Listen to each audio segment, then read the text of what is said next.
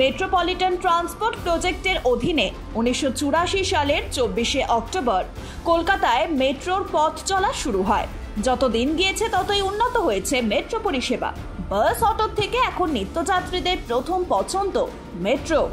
এখন শুধু মাটির নিচ দিয়েই নয়, কলকাতা মেট্রো ছুটে চলেছে গঙ্গার মধ্যে দিয়েও, যার জেরে মানুষের যাতায়াত আরও আরামদায়ক হয়েছে। আর এবার মেট্রোর ভূমিকাকে স্বীকৃতি দিতে এবং মেট্রোর গতিমান পরিবর্তনকে তুলে ধরতে শুরু হচ্ছে মেট্রো গ্যালারি, যা প্রদর্শিত হচ্ছে দেশের প্রাচীনতম সরকারি বিজ্ঞান ও কারিগরি জাদুঘর বিড়লা শিল্প ও কারিগরি সংগ্রহশালায়। শনিবার থেকেই কলকাতা মেট্রো কর্তৃপক্ষের তরফে সাধারণের জন্য খুলে দেওয়া হয়েছে মেট্রো গ্যালারি।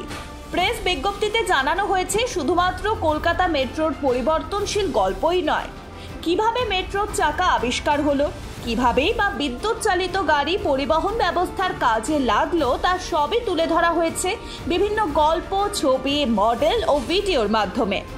সেখানে বিশেষ জোর দেওয়া হয়েছে কলকাতা মেট্রোর 40 বছরের অগ্রগতির গল্পে। সম্প্রতি গঙ্গার মধ্যে দিয়ে হাওড়া থেকে এসপ্ল্যানেড পর্যন্ত শুরু হয়েছে মেট্রো পরিষেবা, আর তা নিয়ে রাজ্যবাসীর মধ্যে উৎসাহের শেষ নেই।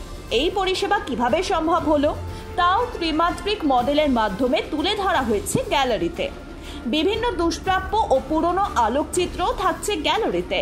এই গ্যালারিতে এলে বিশ্বের কোন কোন দেশে মেট্রো চলে এবং সেখানে মেট্রো পরিষেবা কবে থেকে শুরু হয়েছিল তাও জানা যাবে।